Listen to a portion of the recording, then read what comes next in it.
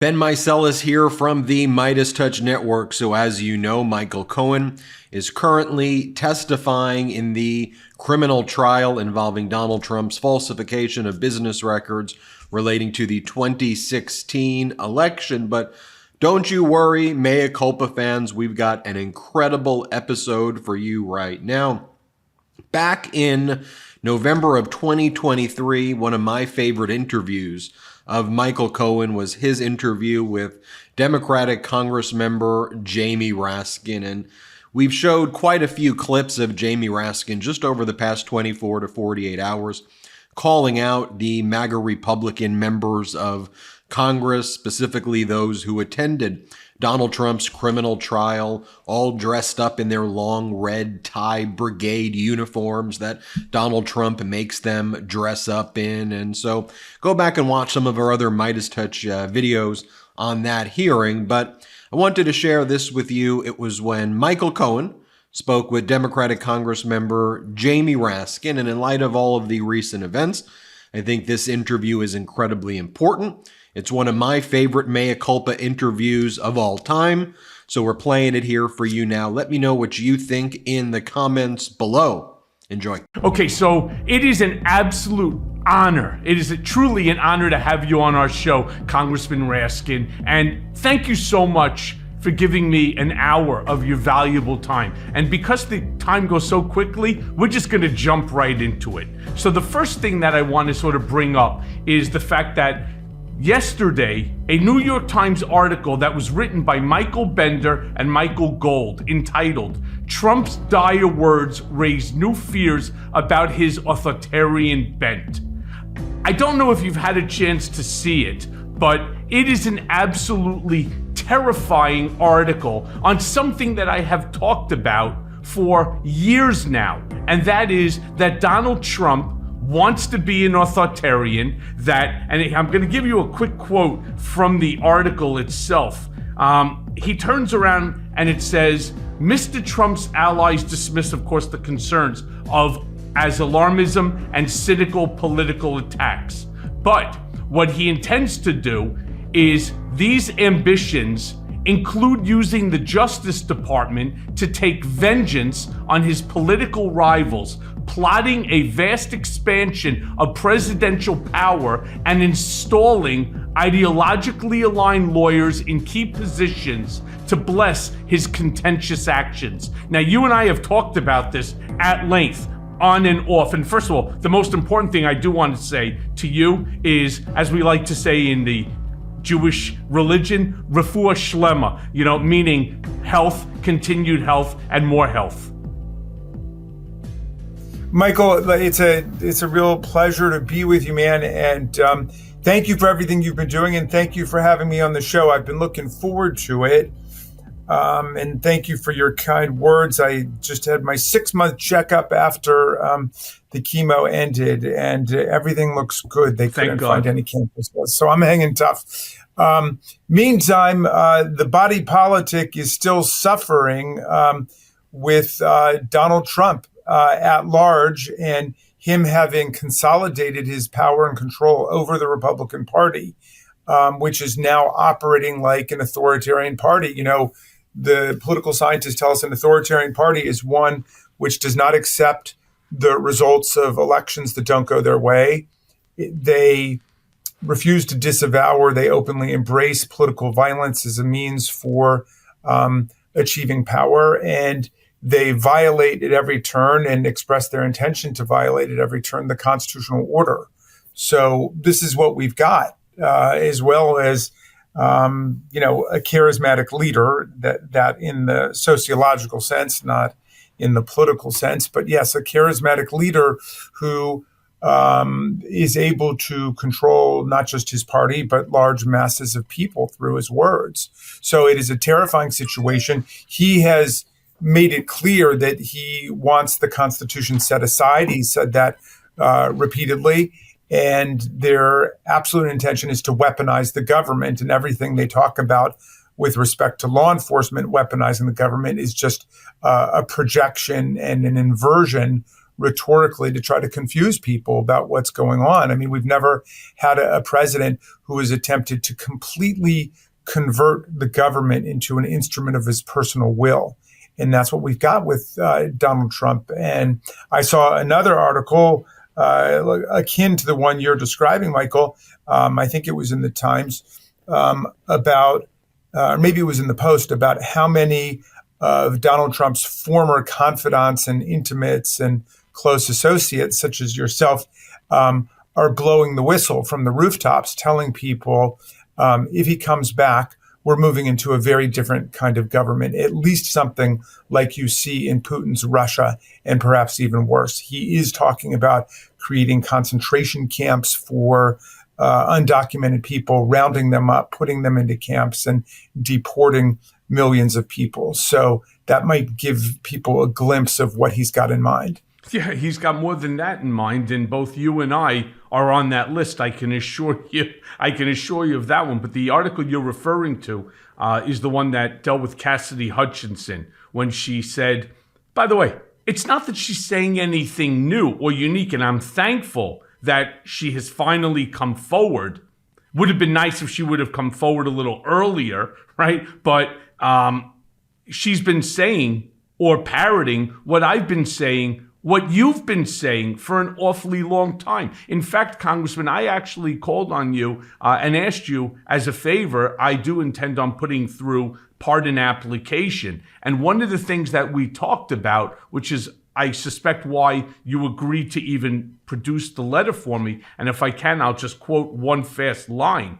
Mr. Cohen has done good time for his offenses, endured outrageous and unlawful retaliatory punishment in the form of more than 2 weeks in solitary confinement in prison for refusing to surrender his First Amendment rights. I mean, that is exactly what Donald Trump intends to do. He intends to rewrite the Constitution on day number one. He intends to destroy our tripartite system of government, confer all power to the executive branch, namely himself. He's going to, at that point in time, he won't even need Congress. He won't need the judiciary.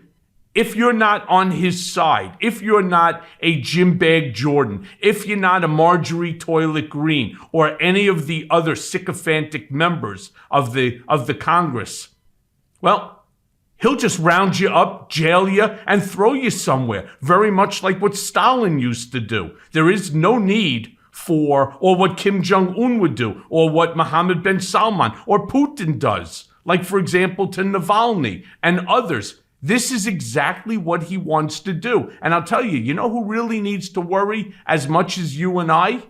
Are the uber wealthy, the Elon Musks, the Zuckerbergs, right? All of these, gabillionaires, because the first thing he's going to do is parrot what Mohammed bin Salman did. He's going to round them up. He's going to put them on little cots at Mar-a-Lardo in the ballroom. And he's going to have them sign over their vast wealth to him because he never wanted to be president of the United States. He always looked at this as it was supposed to be the greatest infomercial in the history of U.S. politics. Now he's already tasted what the power is. He knows what he's done. He certainly tried it with me. And thank God for Alvin K. Hellerstein and my attorney, Danya Perry, for having me released.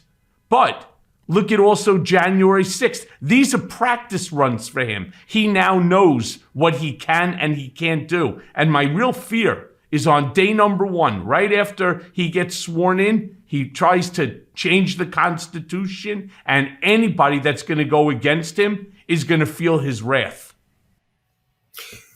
Well, I agree with everything you just said, except I don't know that he's going to change the Constitution. He's not going to try to amend the Constitution with a 2/3 vote in the House and the Senate and 3/4 of the states, because we would absolutely be able to stop him there.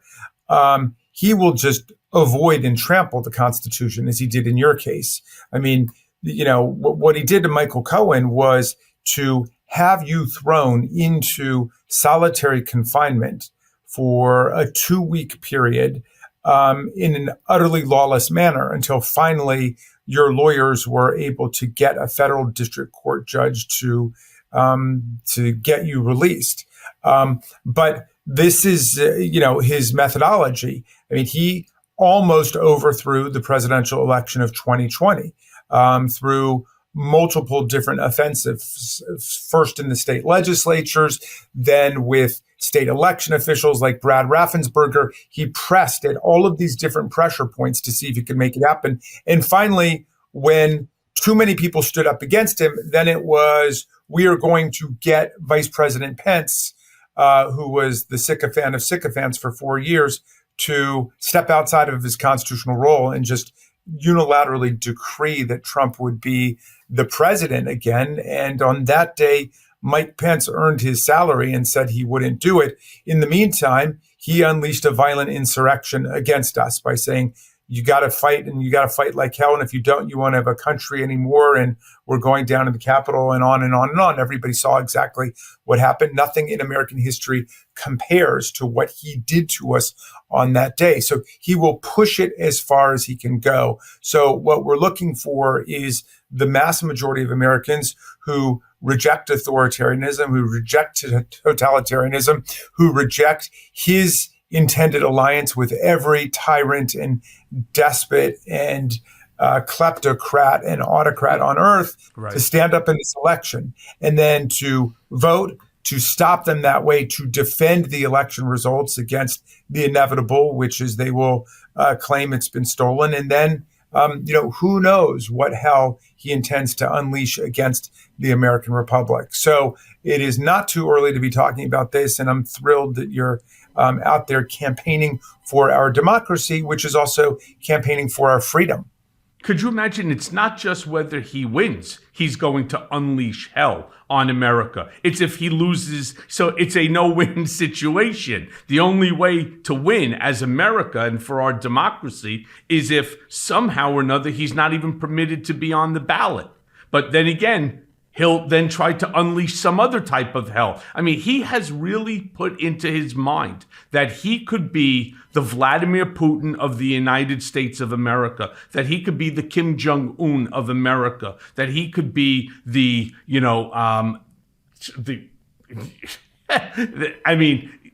certainly the Mussolini. The Mussolini. I mean, that's why I call him the Mandarin Mussolini. This is exactly what he wants to do. And I'll tell you, he's not going to, if in fact, God forbid, 1,000,000 times he wins the election, he's not going to look to amend the Constitution in the traditional way. You, as a constitutionalist, as a lawyer and a scholar, understand there is a process that everybody else in the world, that every other American prior to him, and so, God willing after him, would follow, the way our founding fathers established it, but not him. He's going to just shred it from day one, say with executive privilege, he has the right to do this. And if you want, take it to sue me. Let's take it to the Supreme Court. And he'll take control over the DOJ. He'll put in somebody a whole lot worse than Bill Barr. And that's a fucking very low bar, by the way, right?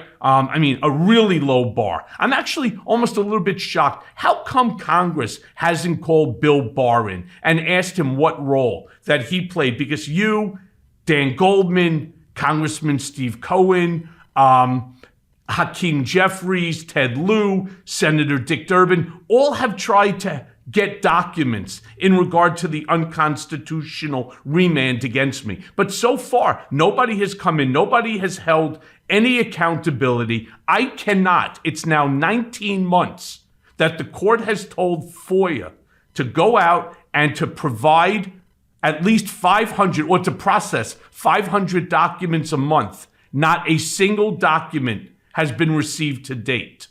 How come there's no hearings on this?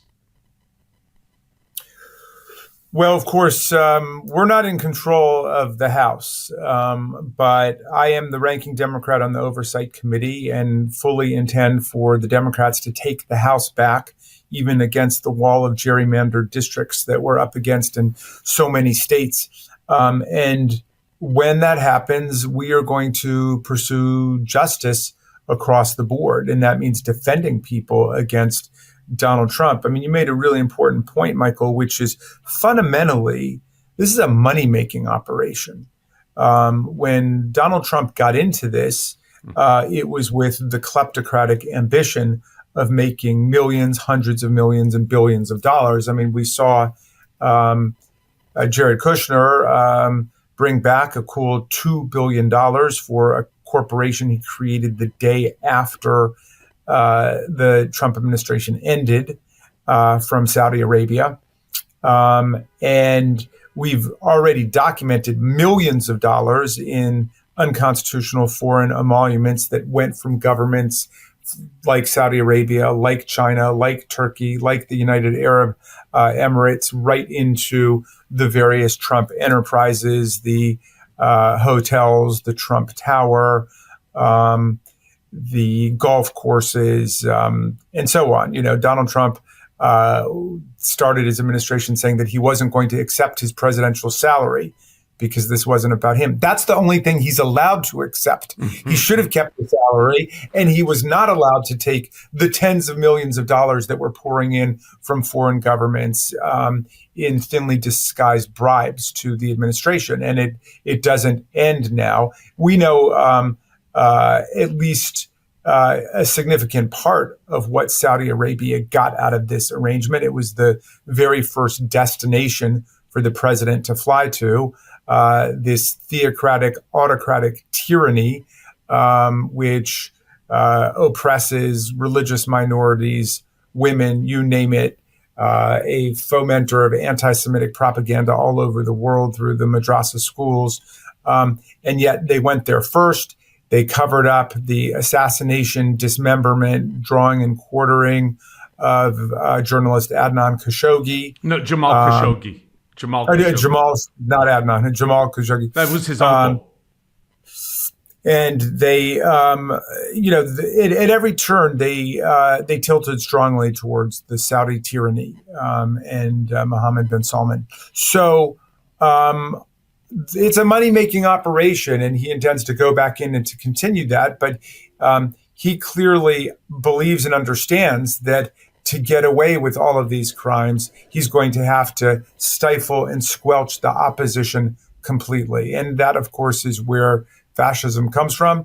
And that is a pretty good diagram of what fascism looks like. All of the money going to the leader and the clique around him, his family, his private corporations, and then law and order and punishment for anybody who objects to the destruction of constitutional and democratic norms. Yeah, he's not looking for millions, and he's certainly not even looking for billions. He is looking for trillions. He wants to be the richest man in the entire world because he believes himself to be a deity. Now, you know, I read something, and I don't know it to be true. I've been trying to fact check it, but there's rumors that Jared Kushner threw this $2 billion, and I don't think the $2 billion had only to do with Donald arriving in Saudi first. I think it had to do also with the military equipment that was sold to Mohammed bin Salman. It was probably sold at a discount, so both sides feel like they got a negotiated deal.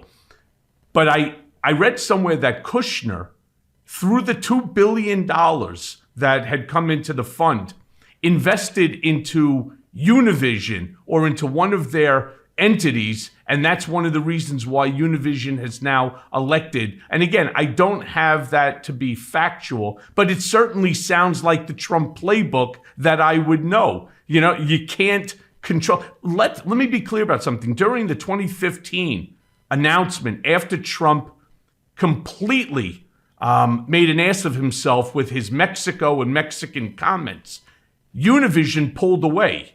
And they didn't want to be members anymore of the Doral, which abuts the back of the property. They refused to do any functions and events there. They canceled, and it's like $10 million a year in terms of business. All of a sudden, there's a little new regime there now.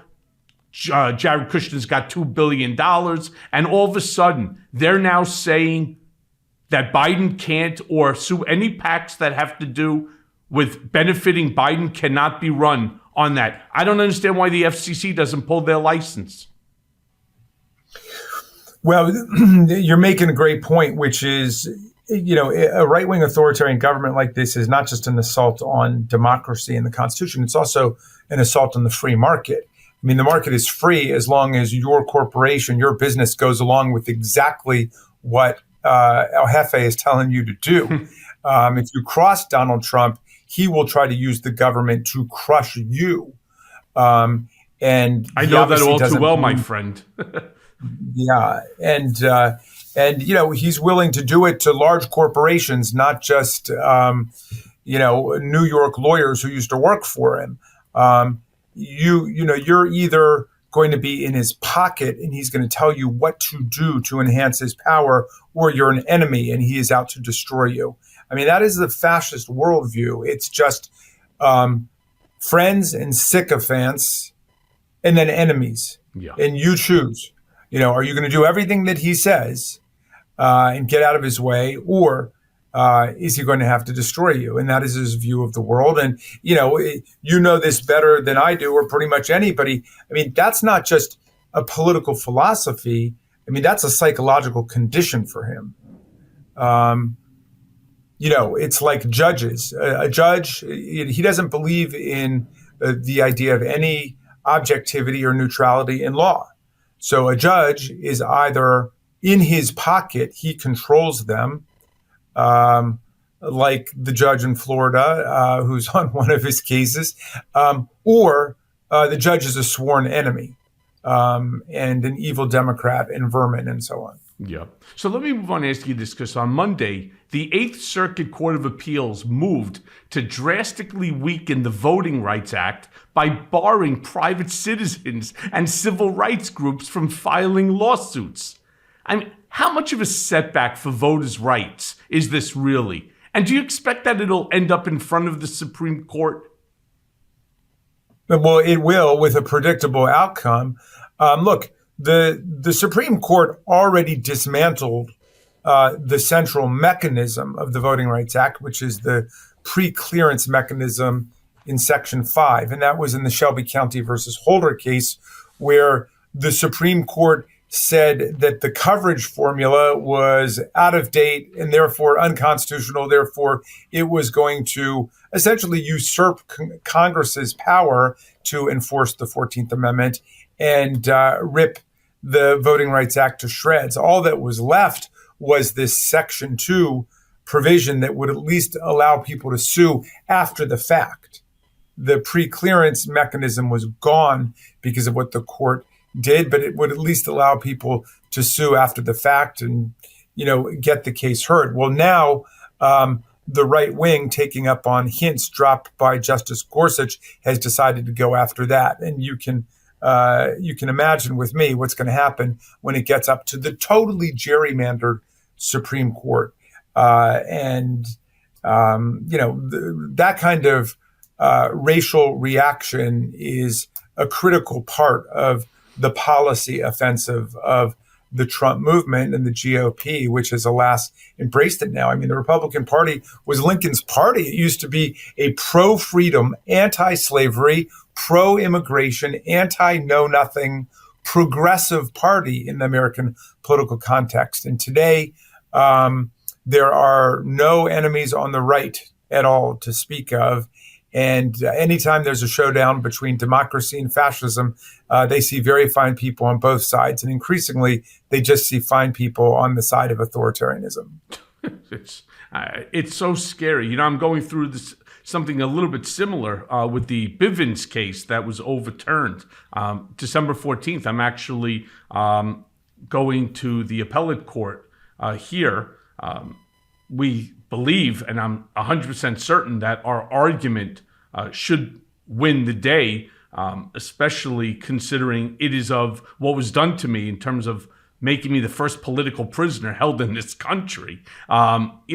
It's the most unusual of circumstance. But I want to move on because I sit and I listen to this Freedom Caucus, and I'm so confused by them because seemingly more and more Republicans on the Hill are going completely off the rails, devolving into this verbal and physical attacks, and not just, of course, against Democrats, but on one another.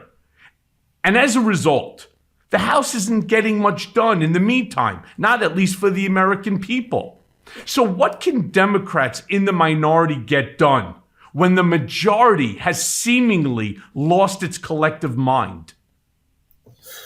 Well, we're trying to work very closely with the Senate, where there is a narrow Democratic majority, and with the White House to keep moving things forward. I mean, it's amazing that in the face of all of the chaos and the dysfunction and incompetence unleashed by the Republicans, that we were able to pass the Bipartisan Infrastructure Act. I sat there for 4 years under Donald Trump. We had an infrastructure week. We had an infrastructure month. We had infrastructure press conferences. We just never had an infrastructure bill. They never got it done. And Biden came in a second month, I think. We brought that out, got it to the floor, and we passed it, a $1.2 trillion investment in the bridges and the roads and the highways and the ports and the airports and rail and trail and high-speed internet access through broadband. We did that. And we did the same thing with the Chips and Science Act.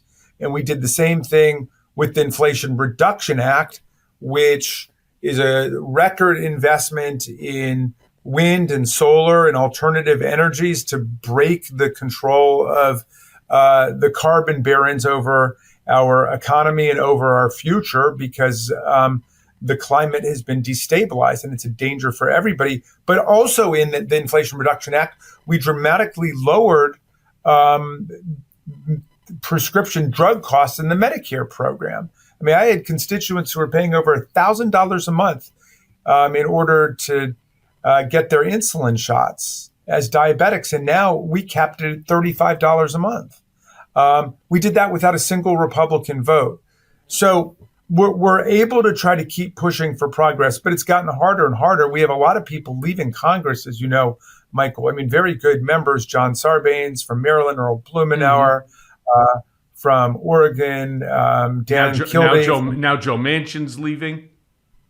Yeah, I mean, dozens and dozens of people are saying that they can't take it anymore. And of course, that's all part of the process. I mean, I've got a friend who is from Kansas, Sharice Davids, who actually was a fighter before she came to Congress. She did, mixed martial arts and all that kind of stuff. And she said, I left that in order to come here to legislate. And now I'm watching people who are supposed to be legislating, fighting, and they can't do either. They can't legislate and they can't fight. Yeah. Look, it's, I know that this sounds crazy, and I'm actually contemplating on running in a primary against Jerry Nadler. I feel that, like this young lady, that you need somebody who's willing to fight, willing to put their ass on the line for the country, and not just sit back and, you fight all the time. When you were as healthy as as a bull, when you weren't as healthy, and now, thank God again, healthy. You're a fighter. Dan Goldman is a fighter. I'm watching this kid Moskowitz, who's a fighter. They're not afraid to say what the rest of us are all thinking. And then you have a whole group that they just like, oh my God, let me put my head into the sand, and God willing, when I pull it out of the sand, everything is going to be back to normal. We're not going back to normal. Not for a long, long time. Not while this ideology of Trumpism still exists. Because as I finish my book, Revenge, Trumpism is fascism. And we need to eradicate it from our body politic. Plain and simple. And we need to defend the rule of law and the Constitution. And that is ultimately how we are going to defeat Donald Trump. I mean, he's a one-man crime wave. And in the Judiciary Committee, under Chairman Nadler, so many of those crimes have been exposed and have been surfaced. So I did not know that you were running for Congress, or you're thinking about running for Congress. of course, Jerry Nadler just defeated Carolyn Maloney when their districts were gerrymandered. She's a nice lady too. Yeah. So but, then, can I ask you this, Congressman? So please. Respectfully, then, why'd you stay in the House and not run for the Senate? Well, of course, I was fighting cancer and going through chemotherapy when all of that kind of came to a head. And so I certainly saw it through the prism of the precariousness and the fragility of life, And I look, the bottom line for me was that I'm the ranking Democrat on the Oversight Committee. If we win, I'll be chairman of the Oversight Committee. I don't know exactly what Congressman Nadler's plans are in terms of his future and how much longer he'll be in, whether it's this term or one more term or two more terms. I don't know, but it's possible that, that's something that could be in my future, the Judiciary Committee too. And I just thought we are in the fight of our lives with these people. I feel about it exactly the way you do, Michael. It's an existential moment for America's experiment in constitutional democracy and freedom. And, I didn't want to spend the next year traveling around Maryland fighting Democrats. I'm out raising money, millions of dollars. I hope certainly more than $1 million already, but I hope millions of dollars for Democrats in key races around the country. And I feel like it's my assignment to do that. So I wouldn't write it off for the future, but I think I'm exactly where I need to be right now. Okay. Listen, that's, you know your life, better than anybody else. And, obviously I see you as even higher than that, one of these days, because legitimately few people I've seen come out and fight with the intelligence and the fervor that you do, which kind of brings me to the point of MAGA Mike Johnson. I mean, he's thus far been like this mixed bag as a Speaker of the House. He worked with Democrats to stall the debt crisis, but turned around and then released 44,000 hours of hand-picked January 6th footage. What's your take on MAGA Mike as Speaker? Well, he got behind the, the continuing resolution because he knew that it would be a political disaster for the Republicans after all of the chaos and turmoil we've seen, then to shut the government down, which of course a lot of them wanted to do. So he depended on Democratic votes and was hoping that he was in enough of a honeymoon period that they wouldn't vacate his speakership the way they vacated Kevin McCarthy's speakership. But look, how did they end up with Mike Johnson? Well, as you know, there were a number of other candidates before they got to him. Donald Trump gave thumbs down to a number of them, including Steve Scalise, thumbs down. He was not interested in that. He was not interested in the majority whip. But he was cool with Mike Johnson. Mike Johnson had been a critical player in supporting Trump's effort to overturn the 2020 presidential election and really painted a constitutional gloss on what he was saying when he gathered together an amicus brief of all of these members and sent out an email to all the Republicans saying Donald Trump wants you to join this brief. And so that's where Mike Johnson was. I always figured that this was the destination. It's such chaos and such turmoil over on the GOP side that the only thing that could hold them together would be an essentially theocratic agenda. It would have to be religion. Now, as you know, it's totally counterfeit religion. And you might give us some insight. I would love to hear you reflect on this, how Donald Trump attracts religious people to him. I mean, that's an extraordinary thing. But in any event, that's the lowest common denominator for a party which otherwise doesn't have a program anymore. It doesn't have any priorities other than what Donald Trump tells them to believe in. And so they would gather around him. So I assume that could last to the end of this Congress, but maybe not. The Freedom Caucus is utterly cannibalistic, and they try to out extreme each other in terms of their support for what they think Donald Trump's innermost wishes are. But as crazy as this sounds, think about this. We're talking about Donald Trump, a guy who's twice impeached, 4 indictments, 91 criminal charges against him, a sexual assaulter. On and on and on. His company found, criminally, civilly liable for fraud, etc. We can go on and on. And yet there's still like 70 million people that are following this authoritarian wannabe. Do they not read anything? Do we need to sort of like dumb down the New York Times article for them, or even the New York Post article for them, or some article for them, so that they understand that if you vote, a vote for Donald Trump is a vote for the end of democracy?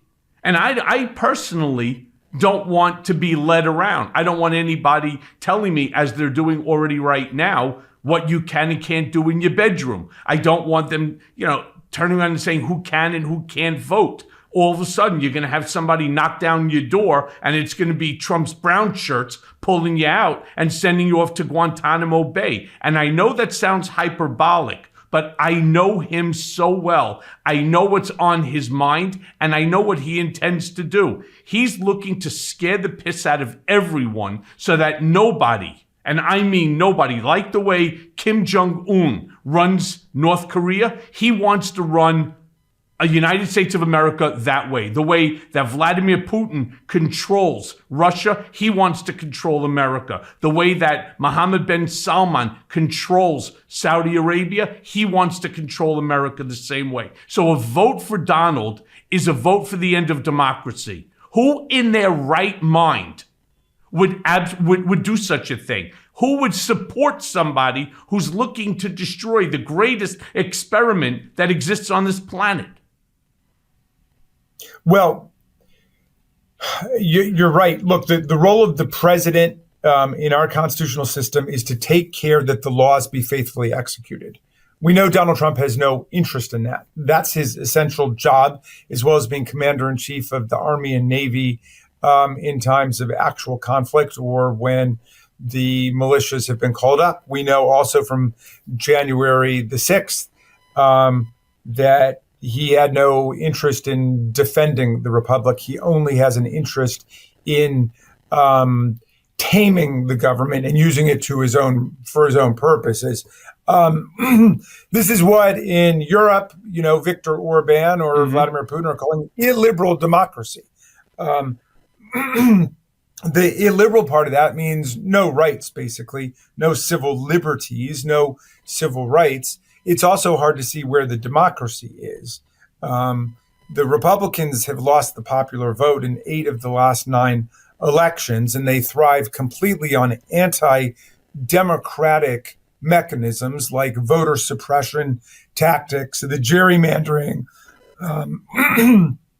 of state and federal districts, the manipulation of the Electoral College, and then ultimately just an assault on our institutions, as we saw on January the 6th. So, yes, he's talking about moving into a completely different form of government. Now, we do have rival media systems. There are people who just listen to Fox News, and then entities even further out to the right. And so they don't have this framing of it, right? For them, it's all about the country is being invaded at the southern border. And Donald Trump is going to complete the job of getting Mexico to pay for the wall that Donald Trump never built. And so that's just a different story. It's a different understanding. And that's what politics is about. I mean, I've turned my campaign, and I live in a pretty safe blue district, Michael, but my campaign, I've turned into a project called Democracy Summer. And we get high school and college kids. We educate them first about the actual history of the country and about what's going on in America today, about the struggle to defend democracy against the authoritarians. And then we have them go out and knock on doors and, intervene in the swing districts and go to build a solid blue majority. We're not a perfect party by a long shot, but we are a pro-democracy party, and we're a pro-freedom party, and we're not a party that's under the thumb of a dictator, somebody who would like to turn America into Putin's Russia. with him as Putin. But we will all be if, in fact, that we're not successful. And what drives me somewhat crazy is so many of these issues could be resolved very quickly with the help of Merrick Garland. Now, I'm not saying Merrick Garland should be the comparison to Bill Barr, right? I mean, because Bill Barr was just a yes man for Donald. And rest assured, the next Bill Barr will be even worse. But we have the White House. We have the president. You have the attorney general. For God's sakes, I mean, if there's documents, like I truly believe my 468 or 486,000 documents regarding the unconstitutional remand of me and the case in and of itself, I think it would show through emails and conversations and text messages, there's no doubt in my mind what it would show, that Trump was behind the entire thing. I mean, this is a man who does not care about the Constitution. He's never read the Constitution. He doesn't believe in the Constitution. He believes in merely himself. He believes in his gut instinct, right or wrong, it doesn't matter. If he thinks it, therefore it is. Like the way that in the movie, the Ten Commandments with Charlton Heston, right? So it has been said, so it shall be done. That's who he thinks he is. He thinks that he's,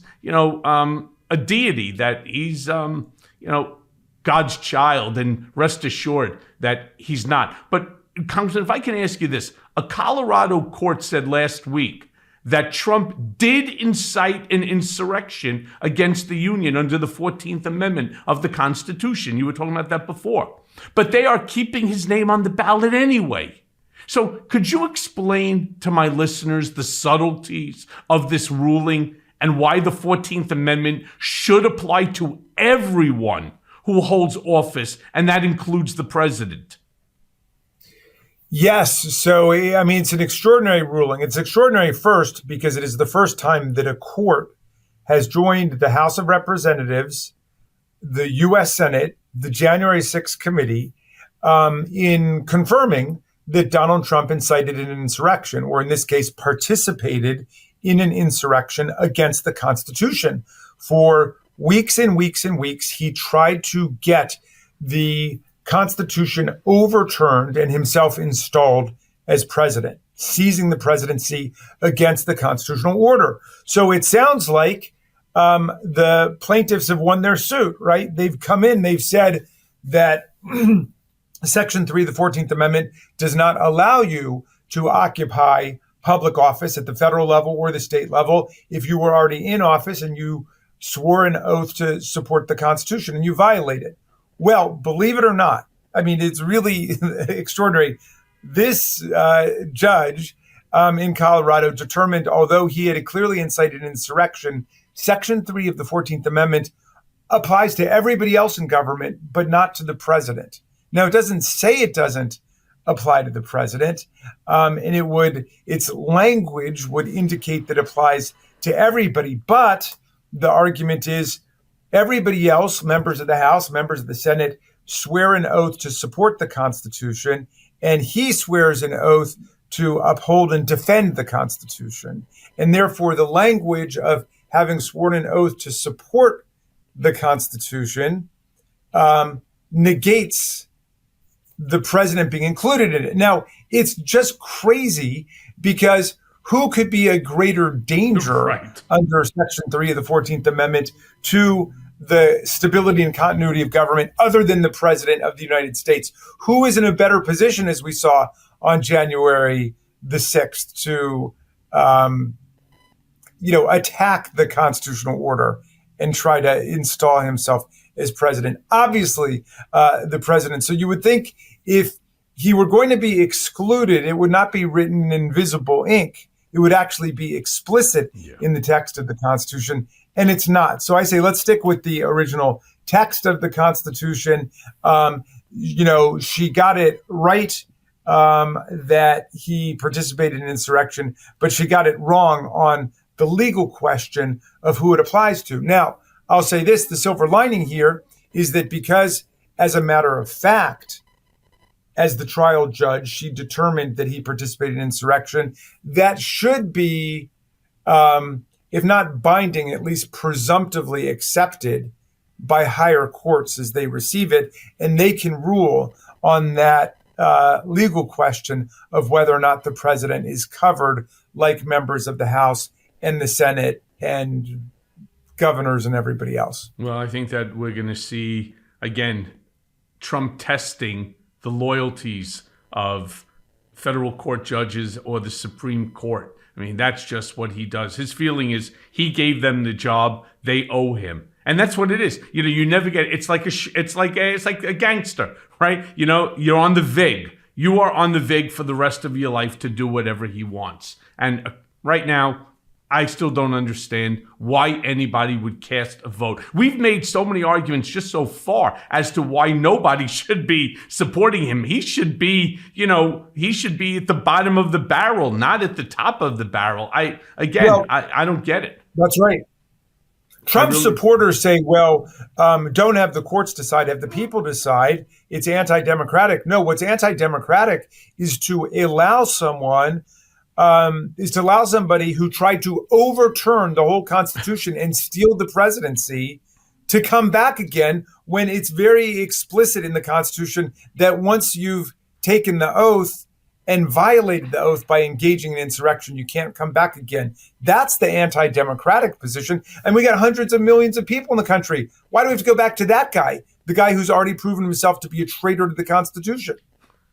I don't get it. But Congressman, you've said that 90% of the guns used to commit crimes in the United States can be traced to just 5% of firearm dealers. I was amazed when I saw that statistic. 90% of the guns used to commit crimes trace back to just 5% of firearm dealers. And you've created an amendment to the CJS appropriations bill that would ensure that we stop rewarding certain predatory gun dealers with federal contracts.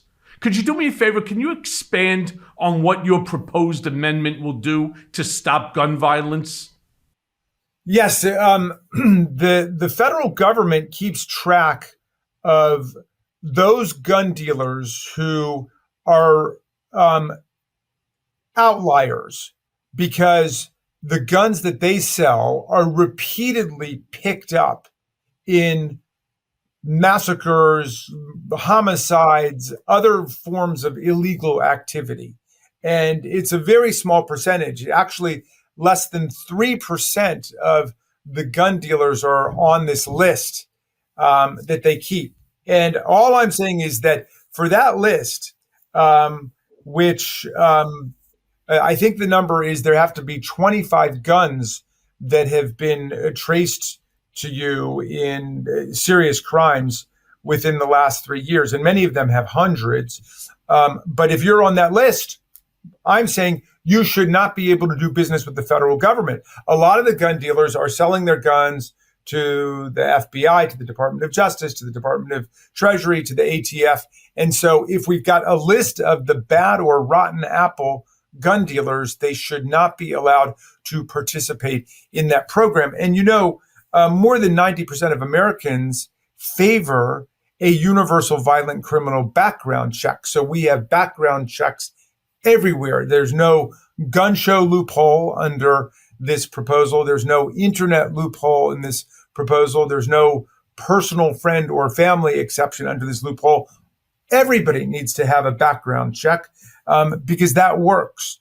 And yet today, hundreds of thousands of guns are being sold outside of the background check because the loopholes make the law, the Brady law, like Swiss cheese. And so we've got to close that loophole. We actually have a common sense convergence around what needs to be done in order to dramatically lower the fatality rate from guns. But the GOP is just in bed with the NRA, and they oppose any efforts to make our streets safer because they say the purpose of the Second Amendment is to allow the people to overthrow the government. And so the people have to have the same kind of arsenal the government has. That's not the meaning of the Second Amendment. And you can prove that just from the terms of the Constitution itself.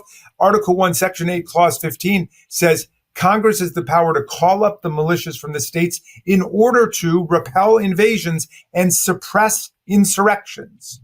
right? The treason clause, the only place in the Constitution where a crime is defined, defines treason as levying arms against the Union or adhering to the enemies thereof. The Republican Guarantee Clause says that Congress shall guarantee to the people of the states a Republican form of government and assist them in putting down domestic violence. And yet they say that the whole purpose of the Second Amendment is to give the people the power to overthrow the government, like on January the 6th, which is absurd. And that's written in invisible ink, too. All the Second Amendment says is a well-regulated militia being necessary for the security of a free state, comma, the right of the people to keep and bear arms shall not be infringed. A well-regulated militia. Regulated by whom? Regulated by the government, by the states and the feds. That's not the Proud Boys. It's not the Oath Keepers. It's not the Ku Klux Klan. Those are not militias under the Constitution. No, they're not. So if we could just switch topics altogether, can we talk about the Middle East for a moment? Because on CNN last Sunday, you called for a humanitarian pause or ceasefire between Israel and Hamas, but you stipulated very clearly that it had to include the removal of the terrorist group along with the release of the hostages. Now, I saw just not too long ago that they're claiming that there is a potential deal that is now being brought to Israel in order for the release of hostages. And I don't know all the exact specifications or the specifics to this release deal.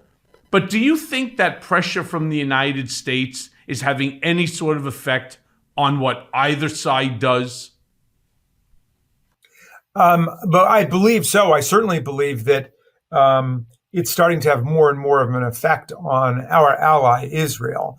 And I did call for a whole series of steps that need to be taken, beginning with the release of the hostages. I mean, this is a profound humanitarian crisis to have 239 people still being held unlawfully under international humanitarian law. This is a crime against humanity. And then also, at least 11,000 people have been killed in Gaza. It might be over 12,000 people. That is a humanitarian catastrophe and nightmare. And we need to make sure that we get in water and food and medicine and fuel and all of those things that are necessary to take care of people. And so that will take a humanitarian pause, a bilateral short-term ceasefire or a long-term ceasefire, if that's what the parties agree to. We should not write off the possibility of dismantling Hamas as the terrorist controllers of Gaza through the kinds of negotiations that are taking place. Now, obviously, the world doesn't know a lot about what negotiations are taking place, but that is a necessity. And then we got to get back to the underlying political dynamics of the situation, which allowed this medieval terrorist outfit to get into power there, which is the continuing inability to deal with this underlying political crisis. And so there needs to be negotiations towards a two-state solution where there is a democratic Palestinian state that is secure and safe, and the Israeli state that is secure and safe. And we've got to look towards peace in the future.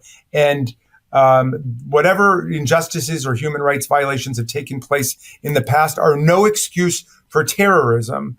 But terrorism is also no excuse for continuing injustice into the future. We need to resolve this political problem. Yeah, except that there's only one problem. If you have a two-state solution, this is obviously the back and forth, and I am far from a Middle East Talmud Chacham. You know, I'm no genius in this area, but obviously Hamas, as you appropriately call it, this terrorist organization has taken over the power of Palestine, and this from the Palestinian Authority. I can't understand how something like that happens. Wouldn't the Palestinian Authority, wouldn't the Palestinians reject this, especially considering all the money that was supposed to go into Palestine to benefit the Palestinian people?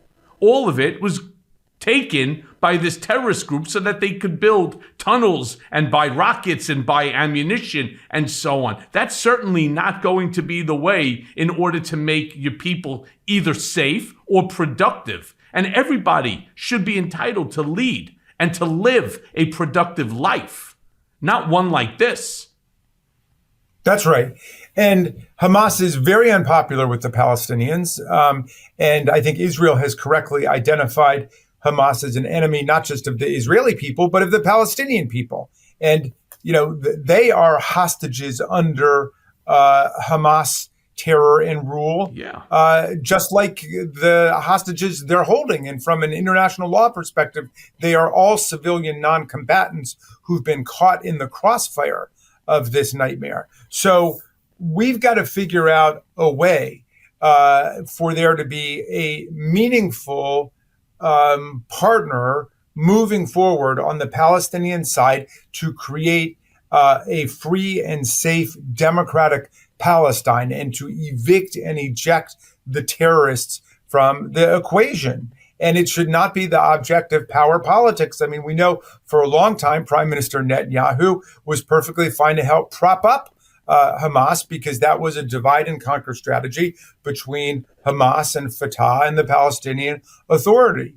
And that worked in forestalling any kind of two-state solution, any meaningful progress in that direction. But it's been an absolute nightmare in terms of giving life to this terrorist hit squad, which came and wreaked a terrible catastrophe on the Israeli people.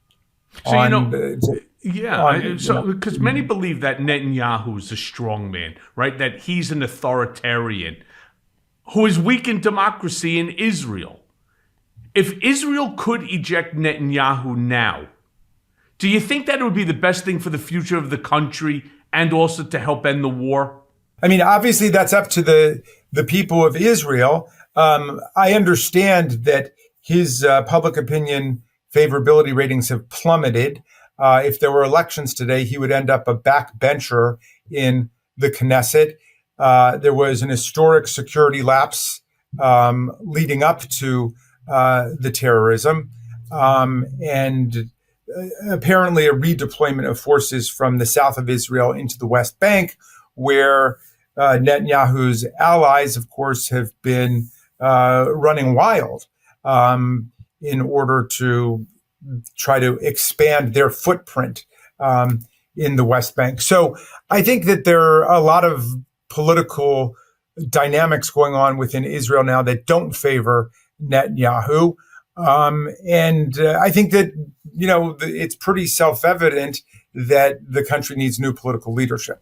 Yeah, I'm with you on that one all the way. So look, Congressman, as I said, the hour goes by very, very quick. I wish I could spend many more hours with you. But I want to finish it with this. The question of Biden's age, no matter what, is not going away. And the poll numbers aren't good. Despite the polls, and despite what people are saying, especially on the right, I think President Biden has done a pretty decent job. I think he's passed a lot of important bills. I think he's done a lot over the course of the past almost 3 years being in office. Are you concerned about Biden's ability to win the next election? And assuming that he does win the election, to do the job? Well, because of the stakes in this election, the magnitude of this election, as we've been discussing during this hour, Michael, people are stressed and people are very anxious, and people want to make sure we're making both the absolute best case for Biden and that everything's going to work out okay. And, there are no guarantees in the business of politics. You want to guarantee, you buy a dishwasher, but there are no guarantees here. As you say, he's got a very strong record to be running on. I mean, an exemplary record of policy progress. And I think that a lot of the tension and anxiety does relate to the stakes of this election. And, so far, I've not seen anybody presenting a better plan than let's move forward with Biden. No candidate is perfect, and we're going to be out there to help him. And it's our job, not to sit back and be throwing tomatoes and popcorn at the screen. It's our job to be involved, to register voters, to mobilize people to get out to vote, and also to let the young people know that, hey, politics is a team sport. You're putting a whole team into place. You're putting in a president, a vice president, a cabinet, to work with a Congress to get stuff done. It's not about, electing your favorite action hero. Right, understood. But the DNC, they do a terrible job in messaging. Like, what would you say to Biden today in order to help to rehabilitate these numbers? Because his poll numbers are not reflective of the quality of the job that he has done. They're just not. And for whatever the reason is, he's not getting the message out there. He's losing, as we now know, Latino votes, which were very big for him in terms of winning the election in 2020. There's an increase in Black Americans who are now thinking for the authoritarian, which I don't get, as well as the young Gen Zers. So everything is just, I feel like I'm living in bizarro land where a guy is doing a really great job. I don't care what he looks like. I really don't. I don't care if he's 80 years old. It doesn't mean anything. He's doing a good job. And the DNC and Biden himself, he's just not getting the message out there. He's just not.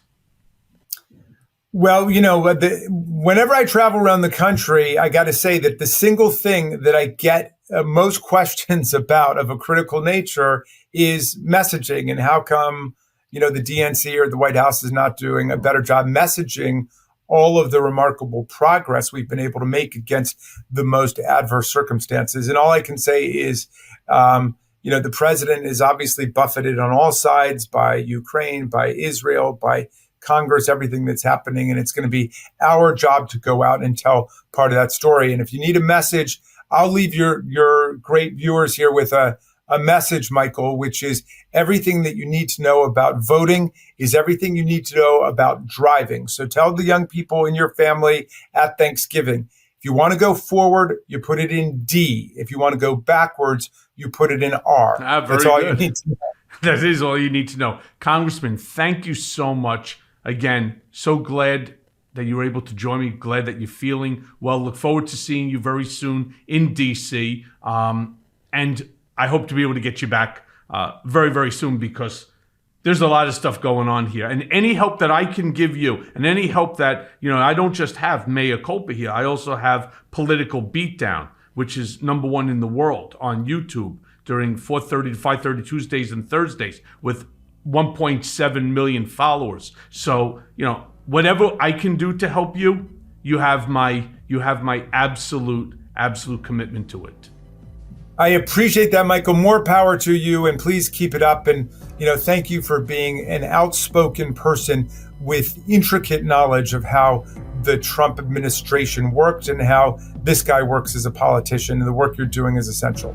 Thank you, Congressman.